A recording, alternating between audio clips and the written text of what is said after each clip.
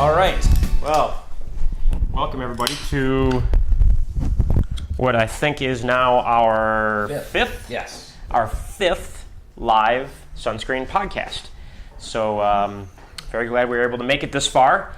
We think we've solved our audio issues. I know sometimes on the live broadcast, because of the internet delay, the audio is a little wonky.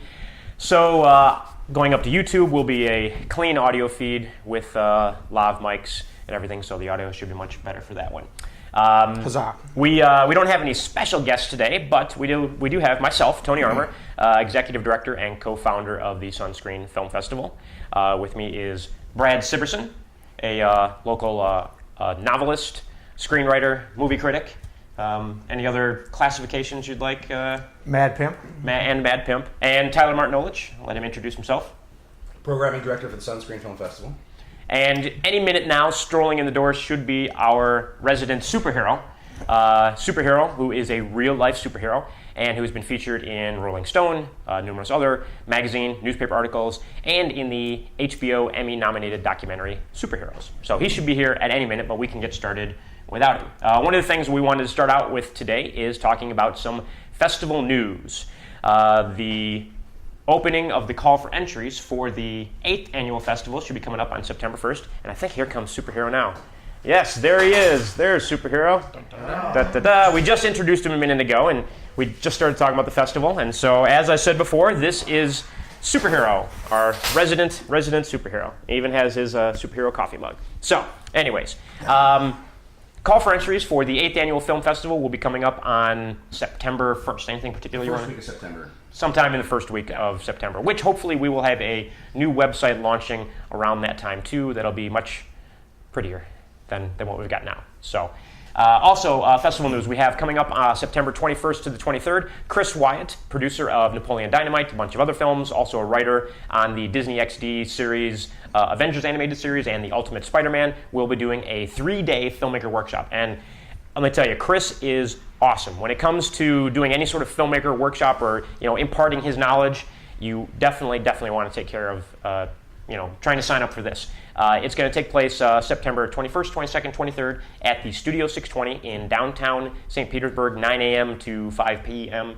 each of those days. The cost is $299, but with the discount code SSFF12, you can get it for $100 for 3 days. Just go to our website, sunscreenfilmfestival.com, and you'll be able to sign up there. Also, coming up, we do have on that same weekend, on that Saturday night, the 22nd, we have our 4th annual Broadway fundraiser. So this is going to take place at the Fort Harrison Hotel in downtown Clearwater. I think tickets are $10, and you'll be able to come to our 4th annual Broadway fundraiser where actors, musicians put on a whole Broadway show selection.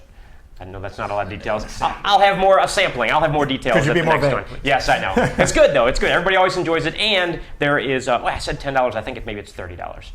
Pardon me if I get that pricing wrong. I think it's $30. But dinner is included, and the dinner is always awesome down there. So yes. So if you get a chance, come on out for that. So saying all that, I think that's our festival news. I think we will then get started with. We usually start with talking about any recent films that came out over the weekend, and Tyler and I typically kind of discuss. I did not see Expendables this weekend, but Tyler did, so I'm going to let Tyler chat a little bit about the new Expendables film. You may want to share your lav mic with him. Why don't I just pass that over? Pass over the lav mic there as we share here. So Expendables this weekend. Fill us in, Tyler. I think if you're watching this podcast, you probably are aware of the Expendables, but if not, it's the sequel to 2 years ago, the original Expendables, which is like a hodgepodge of every old, decrepit action hero from the 80s and 90s. They come together and they play like a mercenary team, I guess you'd call them. I'm not really sure what... It's Ocean's 11 with a lot more bullets. Yes, that's a great way to describe it. Well, the sequel just came out, and as action-packed as the original one was, they went for broke this time.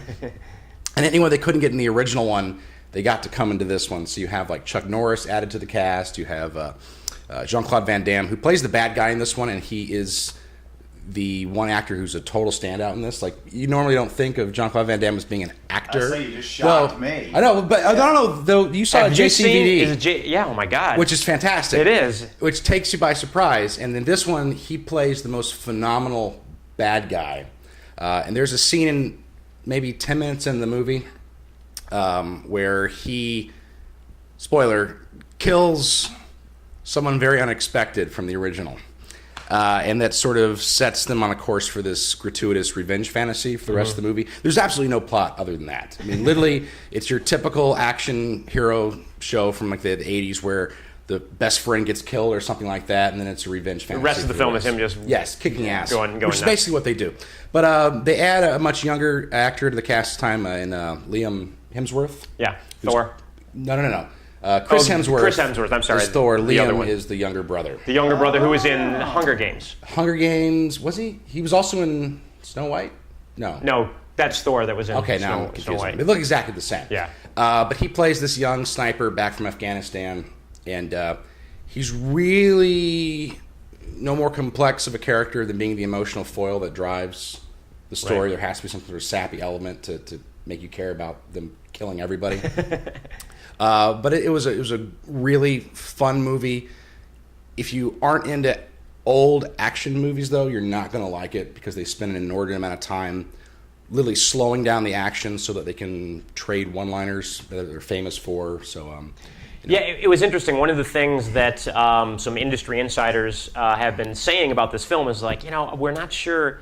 Yeah, the first one did really well at the box office on its budget. And they're like, we're not sure how well this is going to do because do young American audiences nowadays care about Stallone, Schwarzenegger, and those kind of guys? And then the answer is, who cares if they care about it? Because international audiences still love those guys. Love those guys. You make so much money overseas on Schwarzenegger, Stallone, everything. If an American doesn't go, it doesn't really matter that much because you're going to just bank this movie overseas. You're still big in time. Europe. You've heard that joke a million times. Hey, I'm still big in Europe. You've Absolutely. heard that joke a million times. Well, you know what? In the film business, it's better to be big everywhere else but the U.S. nowadays if you want to make your money. Yeah. And I want to go back for a second to if you're done with Expendables, talk about JCVD. If no one has seen this film yet, it's JCVD for Jean-Claude Van Damme. And it came out maybe 5 years ago, longer than that, 6 actually, years ago, maybe something 6. like that. And it basically, I don't know if everybody knows the story of Jean-Claude Van Damme, but, big action star in the 90s, kind of nosedived a little bit with some domestic violence things, getting arrested for drunkenness, Drug use, punching out the light sockets in the hotel rooms. Yeah. And the cameras are everywhere. It kind of went a little bit crazy, and sort of thing. So he makes this film called JCVD, and he plays himself in the film, going back to Belgium, and he's dead broke, and he has to. He's trying to work out some sort of arrangement for child support for his kids or whatever. Oh my God. And he goes back and he goes to a bank, which is like a bank / post office that they have in Belgium. And he goes to a bank / post office, and just trying to take care of whatever he has to take care of. And some robbers come in and basically shut the place down, lock it up, and they're trying to rob a bank. And here he is stuck in the bank with them. And, there's like a police siege outside, and they're all stuck in the bank. And so what happens when the real Jean-Claude Van Damme is stuck in this bank with these burglars, with these robbers sort of thing, who, were threatening to killing people and stuff like that. And it is really good, and he is an excellent actor in that film. He really is. Action stars can pull it together. Yeah. When they've got, people think, oh, well, he just does it in the movies. One of the movies I've got today will cover an action star that was the real deal. Years ago, I think it was in the 80s, Adam West was working on Battle of the Network Stars, and he's in between scenes, and he's sitting out by the pool sunning himself, and he sees this young couple walking down the beach in front of the resort, and he's, oh, that's so beautiful and everything, and he's watching that, and he sees this guy with a machete coming down, and he's like in the bushes and stuff watching these people, and he's like, guy's got a machete, what's he doing? And all of a sudden the guy goes, Adam West runs down there and beats the crap out of the guy with the machete. And the guy with the machete is trying to hit him with the machete. He grabs a deck chair and beats the crap out of the guy with the deck chair. And then he's got him pinned to the wall with the deck chair. Right. And he's so tall and everything, he's back like this, and the guy's trying to get at him with the machete over the top of the deck chair, and he's yelling for help, and nobody would help him. Because they all thought it was staged. They thought it was staged for the sake of Battle of the Network Stars. Oh yeah, Batman's beating up this guy. Yeah, and he beat the snot. So an action star, when they have to, they can get down to business. That's good. So I would believe if Van Damme was in the bank that he would do something. Well, no. See, that's what makes this a good movie, though. It's been out for a while, so spoilers here. Everyone's looking to him. It's like, you're Jean-Claude Van Damme. Why don't you rescue us? Why don't you do something? And he's like, they have guns.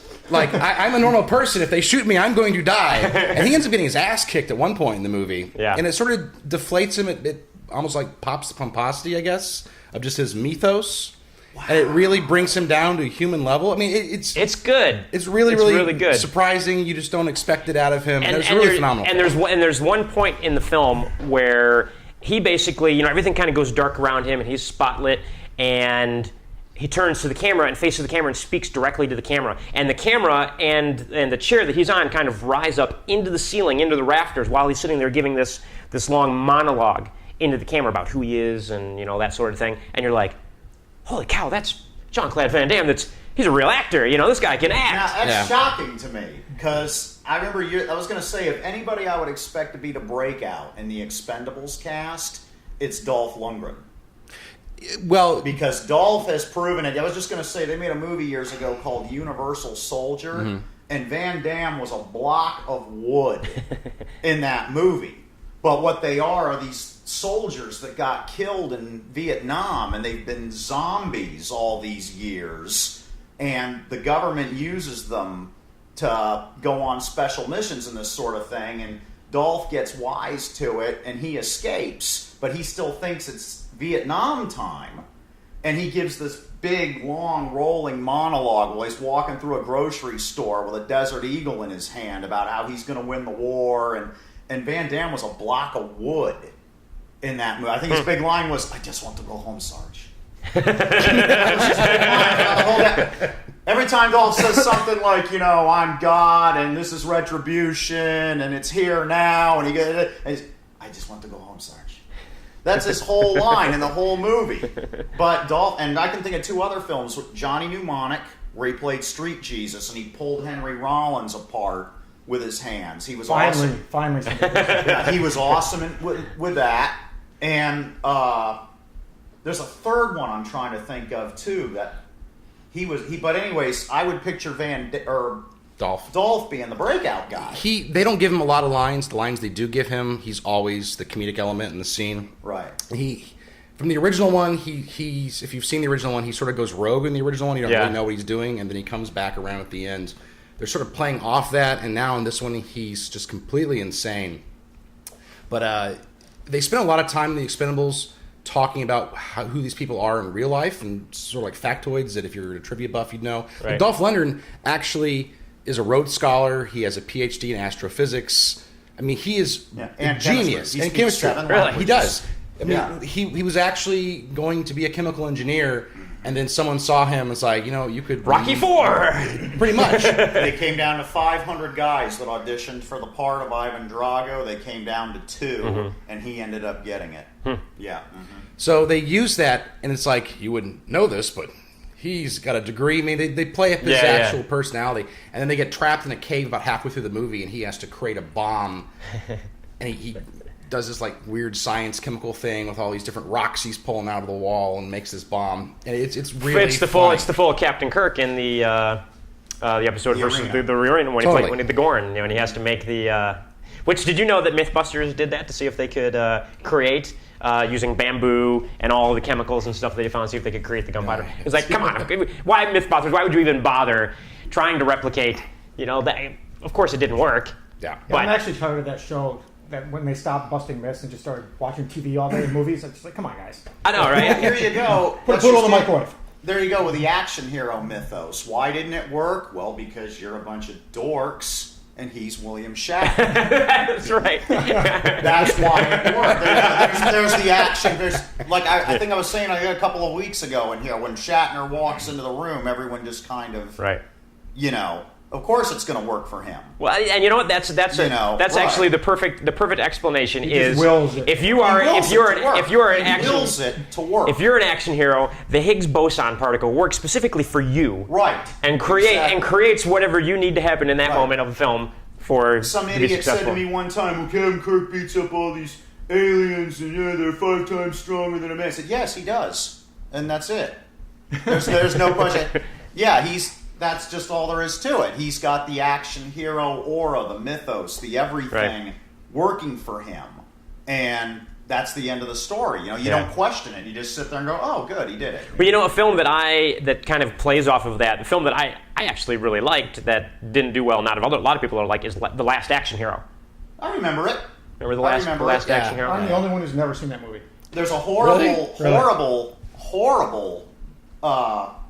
celebrity tie-in with that film. I'm the one who brings the weird trivia to it. Hervé Villachez went and saw the premiere of that, then went home and blew his head off. Wow. Oh, lovely.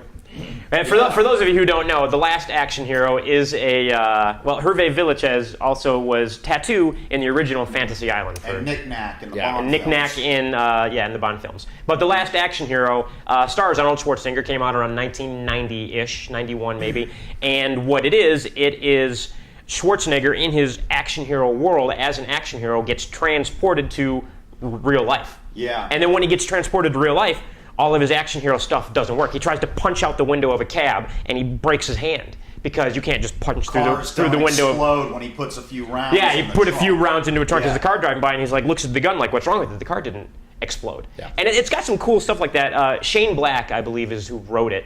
And for those of you who don't know who Shane Black is, Shane Black wrote Lethal Weapon, Lethal Weapon 2, Predator, The Last Boy Scout, Kiss Kiss Bang Bang. Kiss Kiss Bang Bang, and he has a new film coming out actually. He co-wrote the Monster Squad too, I think. Co-wrote the Monster Squad. Well, he also wrote and is directing Iron Man 3. Yes. Didn't the boy in Last Action Hero go on to other things? Didn't he grow up? I'm trying to. I can't remember him at all. I don't know who that Possibly. Because that movie. Yeah. But Shane Black is. So did Hudson Hawk. I loved Hudson Hawk. Yeah. Shane Black is doing Iron Man 3, which gives me, encourages me a lot because I think it'll be good with him doing it. And the interesting thing about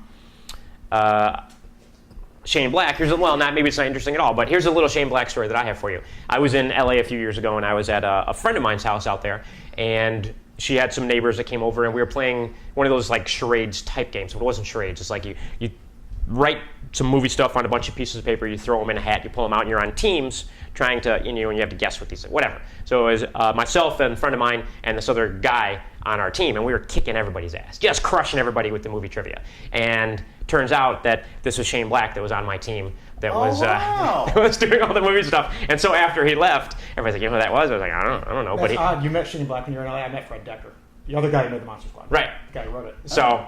I met Mario Van Peebles. That has nothing to do with it. But he was Mario Van Peebles. But he was Revenge. But he was a really cool guy, and with mad movie knowledge, basically, which you would expect. So that's my Shane Black story, basically. Funny story. If you've seen the original Predator, which still is the best out of the three, yes, absolutely. I mean, like 16, not 3. There's like 16 of them. Well, if you count the you want the aliens actual version, But the dorky guy in the helicopter that gets killed really early on in the movie with the glasses, with the jokes about that is Shane Black. I didn't know that. I didn't know that. Fox had just given him $1 million to write Lethal Weapon, which is the highest at the time any screenwriter had ever made, ever, and by a lot too. Like the average screenwriter was making about $300,000, so to jump up to $1 million was huge.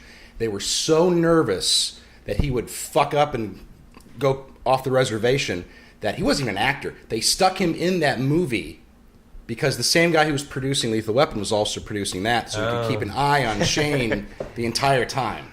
That's funny. That's funny. Well, going back then to Lethal Weapon and our Mythbusters thing, they also did a test of the whole Lethal Weapon bathtub scene where he's Danny Glover's character has been sitting on the toilet too long. There's a bomb underneath his legs going numb. He can't get off the toilet. So Mel Gibson has to pull him from the toilet into the bathtub. They throw a bomb blanket over themselves while the bomb goes off so they can survive. And what they do is they actually poured liquid nitrogen on the bomb to slow the reaction time so they'd have time to do it. They would give you an extra 2 seconds or whatever.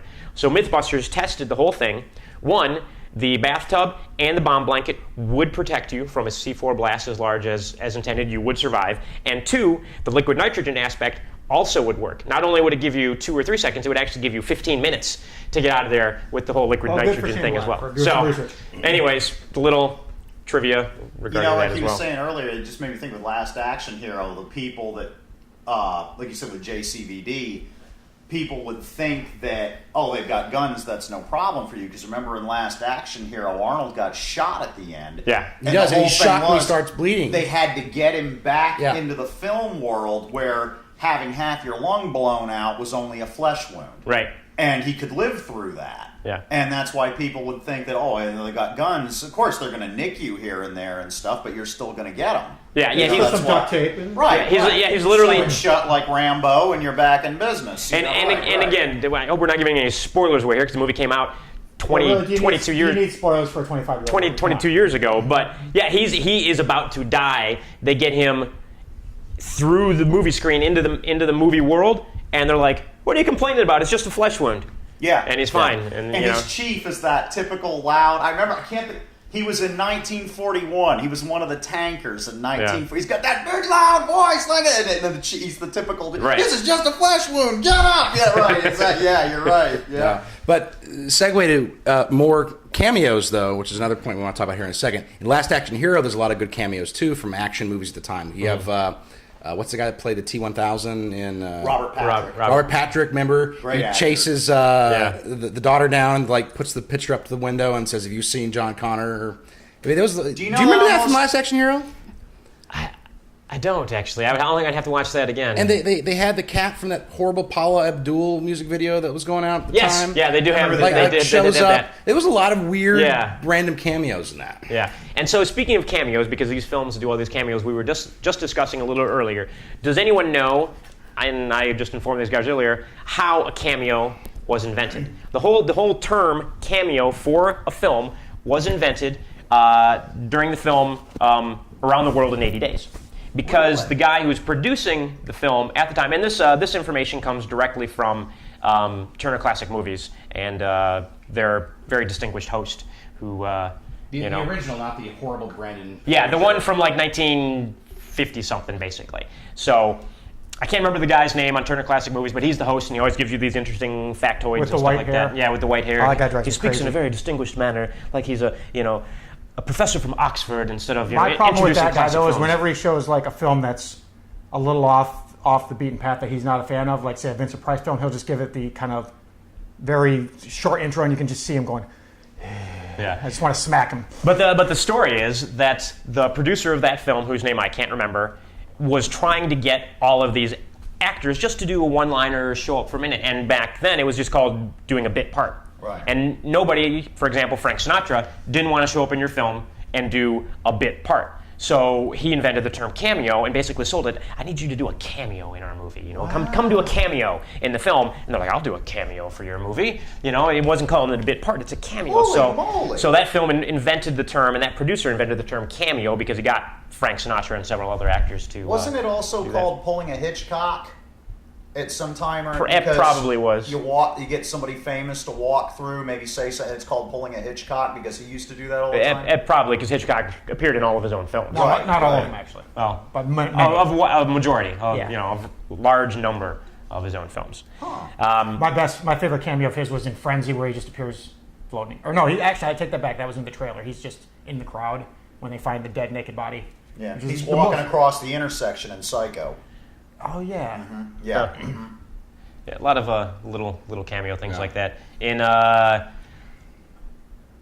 Temple of Doom, when Indiana Jones in the Temple of Doom, Hitchcock doesn't cameo. No, Hitchcock does not do a cameo in that. But when Indiana Jones shows up at the airport at the end of the opening sequence, all of the missionaries and people in the background that are getting ready to get onto a plane are all George Lucas and Steven Spielberg and a bunch of those guys. So, Okay. all right. Oh, one more cameo. Yes, though. cameo. My favorite cameo of all in The Expendables 2 is Chuck Norris. If you've seen the trailer, I'm not giving anything away because he's in it. They show it, yeah. But why I brought this up is he shows up, speaking of blocks of wood, the guy cannot act. I don't know what happened between this and Texas Walker Range. Not that he really acted. He's had so much plastic surgery. Literally, His face probably. He just sort of like wheels him out, and he stands there and gives a couple of lines and disappears. It's a funny scene though, but he's the Lone Wolf, which is a reference to Lone Wolf McQuade. Lone Wolf McQuade. And if you've never seen Lone Wolf McQuade, it is one of the most ridiculous, horrible action films of all time. David Carradine, though. Yes. David Carradine. Who plays the bad guy in it. Yeah. But in this, you have Chuck Norris who roundhouse kicks over a house and then gets buried alive and is brought back to life by a 6-pack of PBR. I'm not even lying. That's you awesome. saw it? Yeah. That's all. That's right. That's right. He drinks the whole damn thing, then he fires the blower up on the truck and blasts Somehow, out of the ground. Literally, he's buried in his truck and he is able to get his truck to blast like 10 feet underground out. Yeah, the truck, he's in his truck, and the truck is 10 feet underground and buried. Totally buried. Of course, there's no way the truck in it, but he drinks the PBR, and it's like Popeye and his spinach. Right. And except it's him and his PBR, and he fires up the truck, and like literally shoots out of the ground like a zombie coming to life, like exploding out of the earth. 1985, Lone Wolf McQuade. I think How it's I 85. missed that one, I don't know. It's so good. I think It's Eric incredible. Estrada plays his little buddy, the other ranger. I think you're right. Yeah. Yeah. He Yeah. gets killed, I think, and it's like this weird emotional scene where he's trying to cry, but he just can't. And it's a Because of the plastic horrible surgery. movie. Well, this is pre-plastic surgery, but if you can see this, it plays once in a while on A&E. You may be able to find it on Netflix, and if anyone has not seen the first Expendables, it is actually on Netflix, not just the DVD portion, but the instant streaming on Netflix. You could pop it up and just play it right now if you have Netflix. Not now, but another 30 minutes after you're done watching our podcast. So Yeah, what else do you have to do on a Sunday? I know, exactly. So another thing that I wanted to talk about today was music for your film. And part of that is because Tyler and I were talking about filmmakers sending their movies to the film festival and the music they use in their films. For example, you need to pay for the music you're using in your films. If you send in a movie and it has Kesha or Aerosmith or AC/DC or whatever in the background. Really? Kesha? Yeah, well, it's just an example I'm throwing out there. No offense, Kesha. I'm trying to... Miles Akasha. She's like a homeless Britney Spears. Oh, okay. But she's a new modern artist, so I figured I would try and stay up to date, not just throw the old school, band names in there. But anyways, you need to pay for your music. You can't just use that music in your film because, well, it's just a short film and I'm just going to send it to film festivals or whatever. Because if someone, for example, at our film festival, we have a lot of industry people that are there. We have distributors and agents and producers. If somebody sees your film and it has... If Kesha's hanging out and her music's in your film, you're going to get sued. Yes, you will get sued, and it will end By up Kesha. and it will end up costing you a lot of money. Now you can pay for ASCAP and BMI. yeah, you can pay for festival rights if you have like a student film or you're just doing festival rights. You can. It's much cheaper, and you're in a short film than paying full price for something that eventually may get theatrical or TV distribution or something like that. But you got to pay for the rights to the music in your film. Tyler, anything to add to that? Not just our film festivals, film festivals in general. If you actually read the fine print on the submission forms, it usually has some out for the film festival itself saying that we are accepting your film in good faith, that you, in submitting to us, are acknowledging that you have or have obtained the rights to all the music playing in the films. At a smaller film festival like ours, we don't have the time or the manpower or the sources to check that. However, if you were sending it off to like a Sundance or a Tribeca or a Telluride, the festival itself can get in a lot of trouble if they were to show something. So then in those cases, they actually do. I would imagine that Tony's screeners are smart enough, to turn the thing on and the movie, and they hear "Love in an Elevator." Right. Sorry, we're not showing that one, and they're not even going to make it to submission, right? Yeah.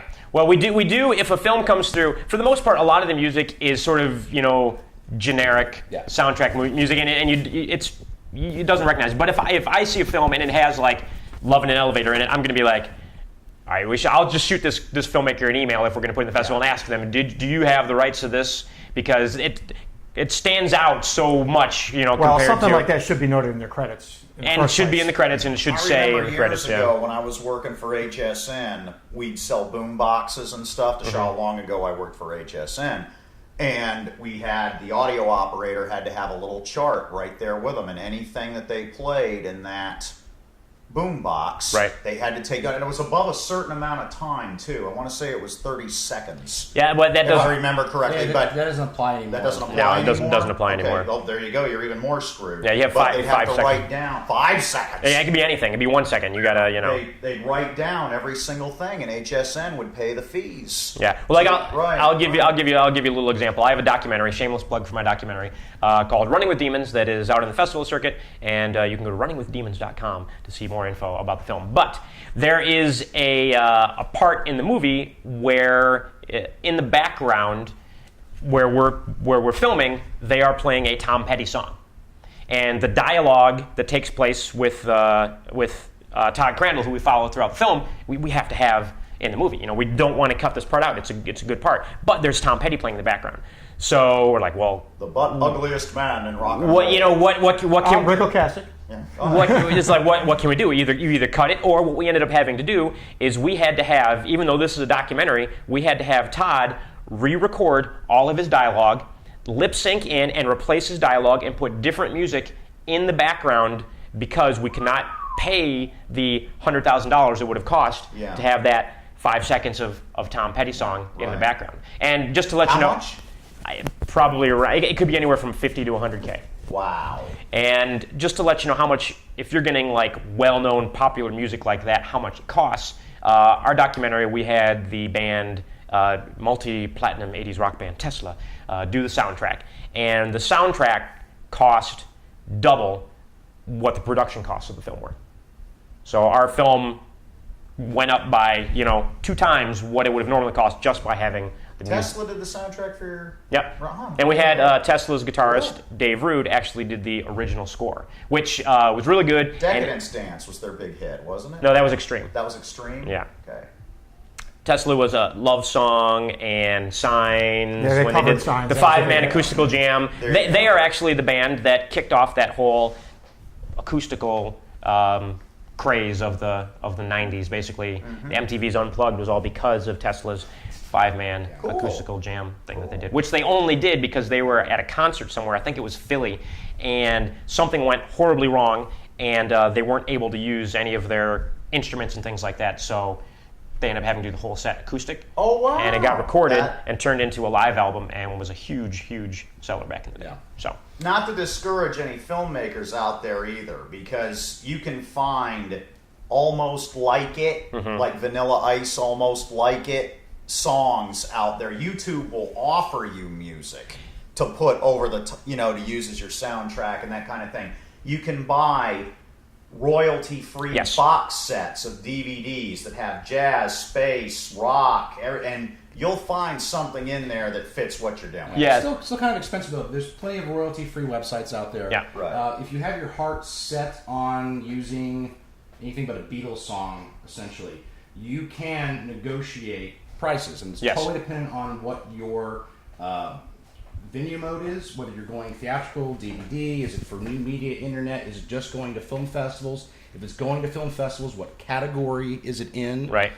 If you're in a student category, not a short category, but a student-specific category, a lot of times under fair use, you can get free use of the music as well. Right. So there is hope. all you have to do is ask. Right. You just have to do the research and ask. It's like telling a little kid, ask for what you want. Right. They can tell you no. Right. Right. There are places you can go to ask. Superhero mentioned a couple. You have BMI and ASCAP being the 2 largest. If you have heard it on the radio, or if they release an actual CD, do they even release CDs anymore? Yeah, they still do. Yeah. It's a good chance that either BMI or ASCAP represents them in some form or another. You can go to these websites. It's highly searchable. Yeah. If you know the song or the band or even one of the members of the band, you can usually find what you're looking for, and through them you can get in contact either directly with the band or their manager or their agent. Yeah. But what you need to do is you can save a lot of money if you don't want to use the entirety of the song, because they're going to charge you by the runtime of the song that you're using. So if it's a 4-minute song, but you're only using 30 seconds of it, you're negotiating for those 30 seconds. Yeah, and what you're going to have to do as well is something you're going to have to do for your film is a cue sheet. And what a music cue sheet is you basically are going to list the name of the song, whether it is opening titles, background music, closing titles. You can find this online. Look up sample music cue sheet, and you can find a format online. You're going to have to list the time code on the film when it starts playing, the time code on the film when it ends playing, what the exact duration is, and what is happening in the scene. And so you will have to turn that in, or email that, or whatever, give that to whoever you're licensing the film. Because if it's like bad guy slaughters puppies and children, that band may not want their music in the background while the bad guy slaughters puppies and children, sort of thing. So they may not give you the rights to use it. Absolutely, but conversely, if you were lucky enough to cast a well-known actor or something like that, and a band wants to be associated with that person's image and say, hey, I'm going to play your song over the intercom of the convenience store while Naomi Watts walks through. Right. Do it. They might not say do it because they still want money because the manager wants to get paid, but they'd probably be more willing to negotiate something. What would their version of scale? Right. Yeah, and it can vary. You can pay anywhere from literally $1,000 for a song to if you want the Rolling Stones, it's going to cost you $100,000 for that Rolling Stones song. Like for example, there's a animated film a couple years ago. What was it called? Where Brad Pitt played the superhero character. Cool World. No. He was in Cool World. But this was like 2 years ago. Oh, okay. It was an animated film with superheroes in it. Mastermind. Mastermind. Yeah. And it was fun, but I remember Cool World's better. I remember watching that film and listening to the soundtrack and being like, my God, the amount of money they spent on the soundtrack in this film. It had to be over $500,000 just on the soundtrack alone for this animated film. It was, you just hear the songs and it's like, Rolling Stones and then this song, and then I was like, oh. And in my brain I'm watching, people are like enjoying, oh, that's so cool. And I'm thinking $50,000, $75,000, $100,000. It's like, Tommy can't enjoy movies anymore. No. He's sitting there bean counting throughout the whole thing. Oh my God, they crashed a PBY Catalina. How much did that plane cost? The entire. The downside to being a producer, all you think about is how much did that cost? Jesus. But that's the best thing about being a writer. I don't give a damn how much this costs. Right. Take that, producer. Take that. And that's when we come back with the script and be like, we're going to cut this, we're going to cut this, we're going to cut this. And that's how fist fights. Can't actually afford this. I had a train of thought somewhere going here. Not to dissuade people from going out and getting music that they hear on the radio, something popular, but there's a lot of, like you mentioned, the guitarist from Tesla, who really great musicians who can come up with a score for much cheaper.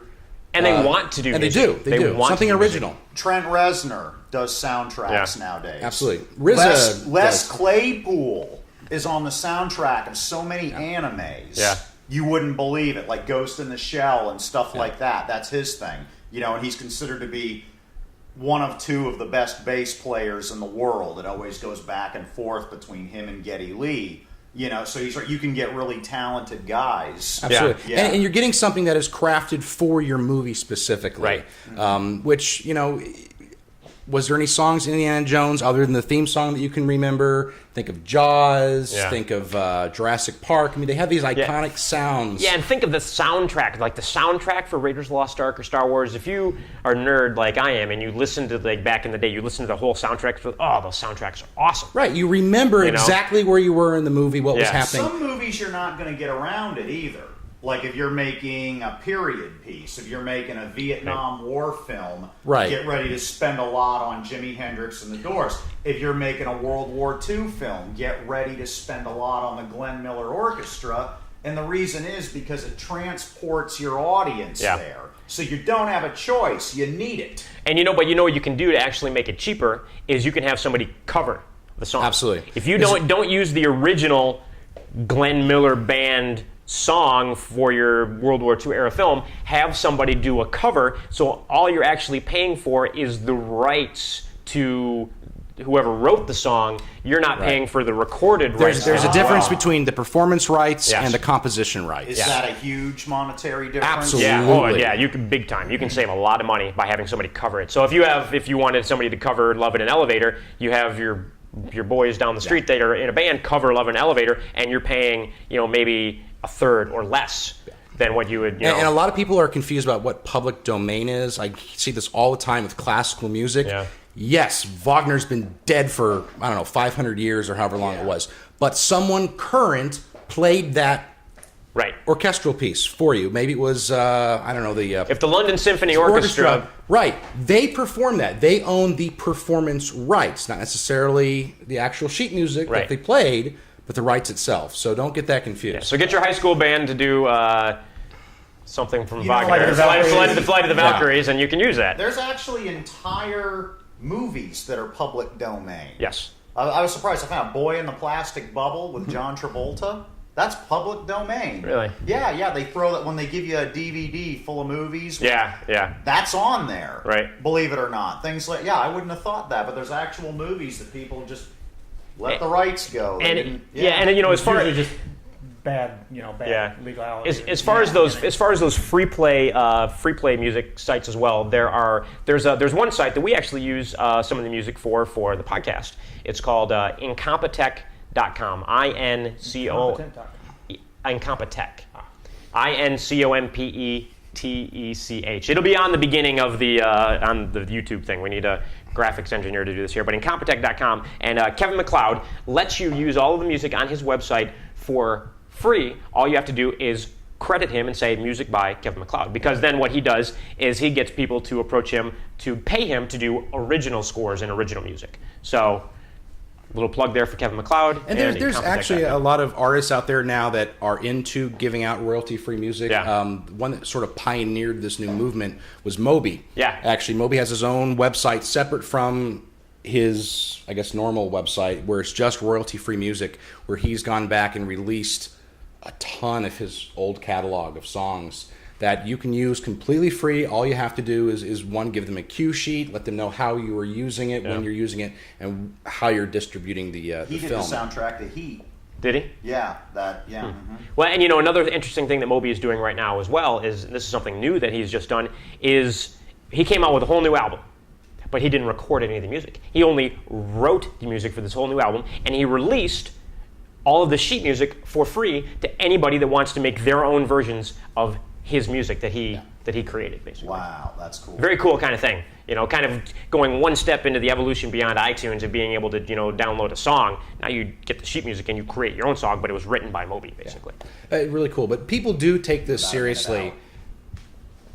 No, we're good. We got till about 11.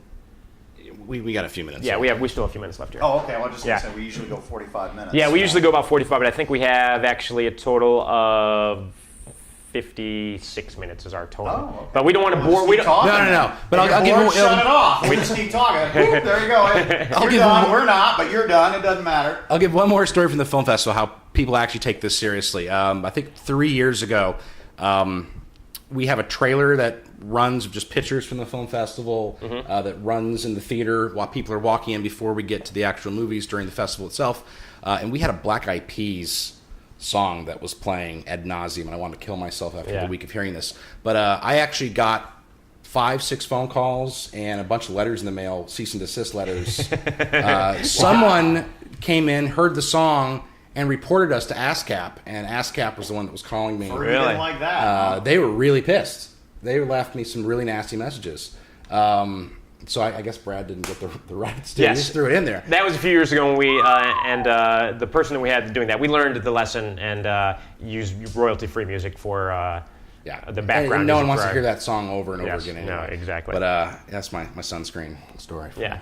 So nobody's immune or perfect, and sometimes things slip through the cracks.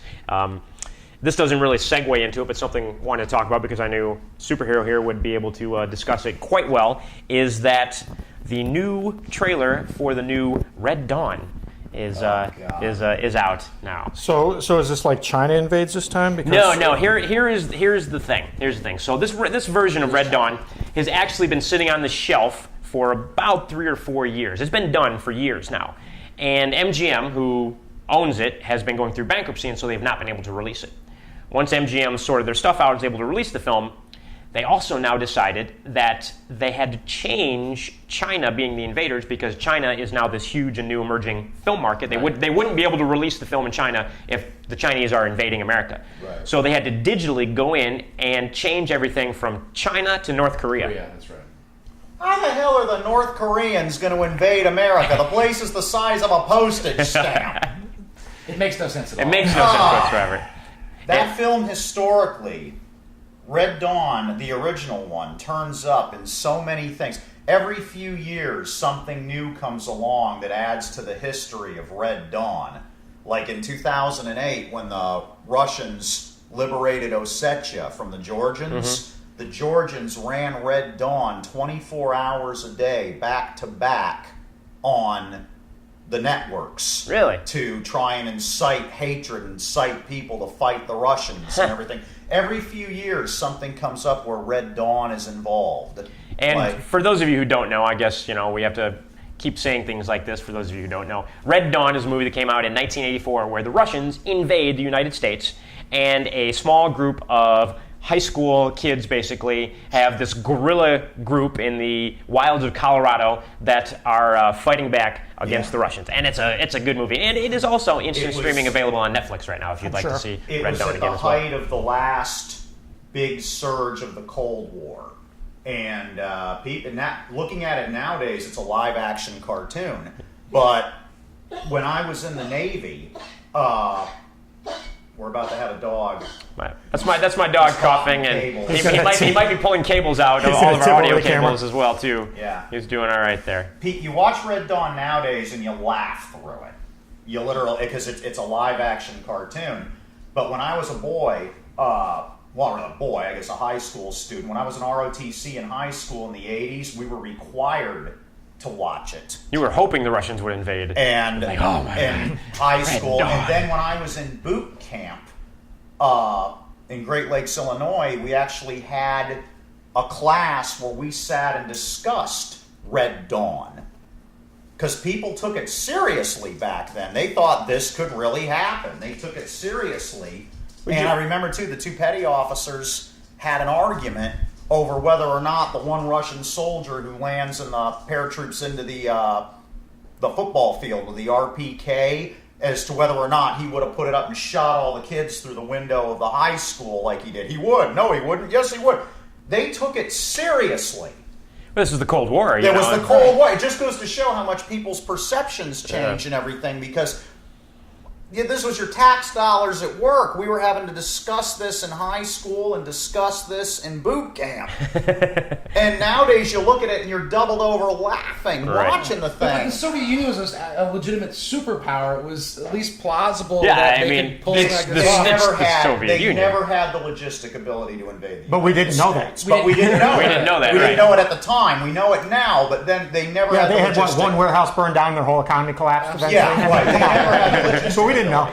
The vehicles that for that movie were so it was so funny to people that know anything about this, like military historians, because the Russians paratroop in, they've got T-72s and BRDMs and BTR-60s. None of these things can be dropped from an airplane. But they were so painstakingly made from American equipment. I mean, nowadays, you want Russian equipment in a film, you just go out and get it. You get it. Sure. People import it from Hungary. It's dirt cheap. You get it from the Ukraine. It's dirt cheap. There's all kinds of Russian equipment in films. You don't even have to import it. You just go to Hungary and start to shoot there, and you use it there. Back then, it was unheard of. They were questioned by government officials. Yeah, where'd you get this the stuff? T-72? And what they ended up having to do in order to get out of trouble, they had to park them in a field at a certain time of day on a certain date.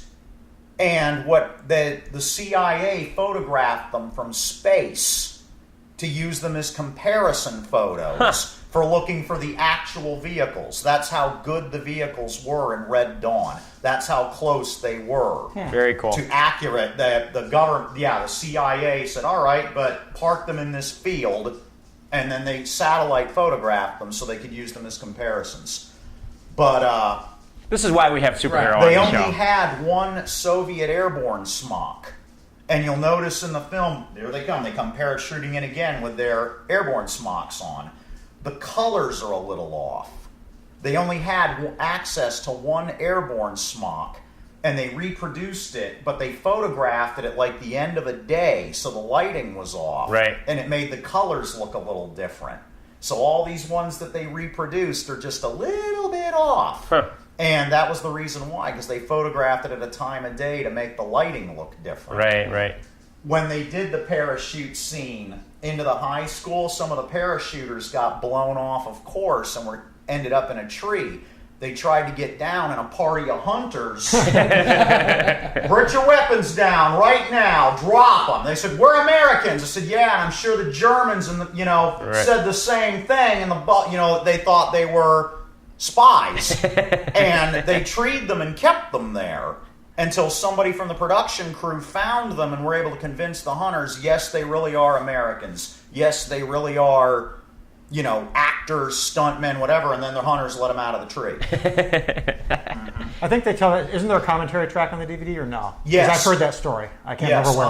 The town, I can't remember the name of the town where it was filmed, but they have a Red Dawn museum and Red Dawn history. Really? You see the guy who comes out of the back of the T-72, all you see is his arm. He's the one that lobs the grenade at Power's booth. Mm-hmm. He's the curator of the Red Dawn Museum in this town. That's funny.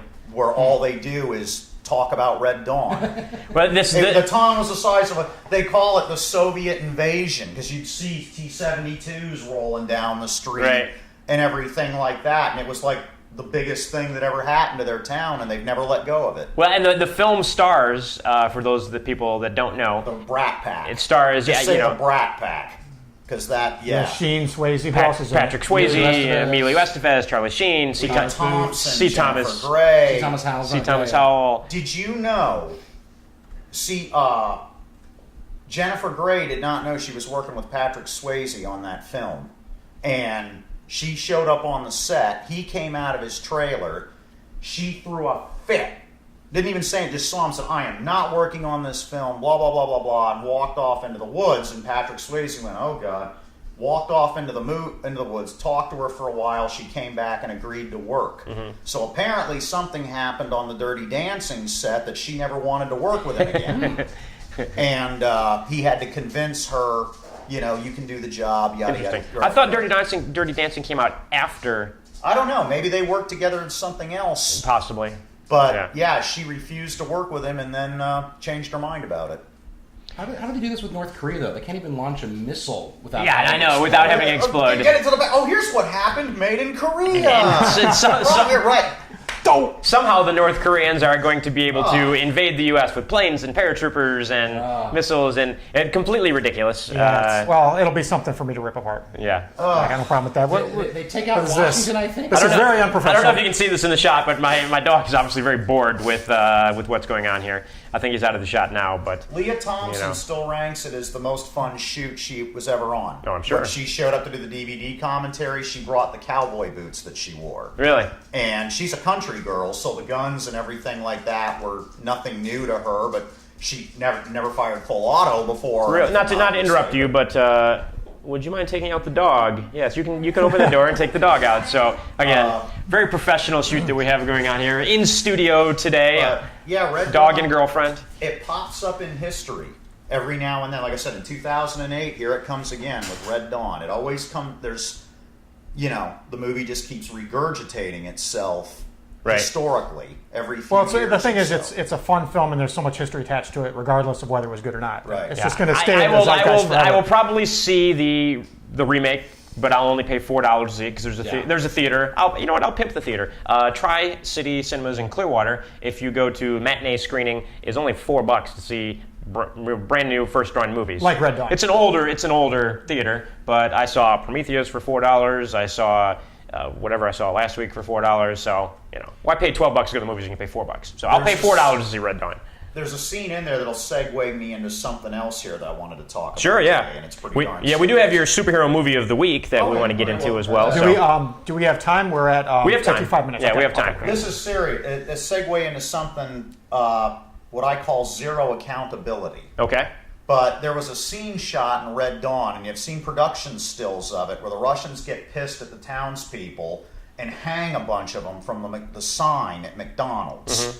And then they've got like a BTR 60 and they're sitting there with their RPKs across their lap and everything while these people are dangling from the sign at McDonald's. Before the film was released, a guy named James Huberty walked into a McDonald's in California and killed like 22 people with a bunch of guns that he brought with him and everything. So they immediately dropped that scene from the movie. It was cut. That's it. You can still see production stills from it that people have saved and stuff, but that's it. Which brought me, people blame movies. I was at a party yesterday, and I've got this shirt with Adam West on it as Batman, and it has West Side spray painted on it right here. And he's standing there and some woman had the audacity to walk up to me at the party and look at the shirt and look up at me and say, "Why does the new Batman movie make people want to kill?" I mean, and I said, "I don't know. Why do pencils make people misspell words?" And just walked away from it. I'm going to steal that because that's brilliant. Go for it. Zero accountability. McDonald's made me fat. The film made me kill. Right. Why you're going to get your work blamed for something. It's like somebody had a heart attack running after they saw Running with Demons or something and tried to sue Well, you. there was a writer who said that it's easier to find something to blame than to accept the fact that sometimes random things just happen. Because that's less frightening. Right. Is that it? Is that what does it? Is it fear? I don't know, but I it's think that's a good reaction? answer. One of the best answers I've ever heard. People want retribution. They want justice. And in some cases, it's not possible to have it. And you just will have to deal with the situation and live with whatever happened. The best book Stephen King has written in years is called From a Buick 8. And the whole theme of the book is sometimes things just happen and you can't try to find meaning in it because at some point you just need to walk away from it and accept that it just happened. Yeah. Sometimes random things just happen. If you spend your whole life trying to find meaning, you'll waste your life. Huh. And it's great. I highly recommend it. I hope they film it and make a good movie out of it. Shawshank good. But they'll probably ruin it. Probably end up with a Buick driving around running people over, but we'll see. Good. Well, we are almost out of time here. So, superhero, do you have any movies of the week that you would like to discuss? Okay. Hooper.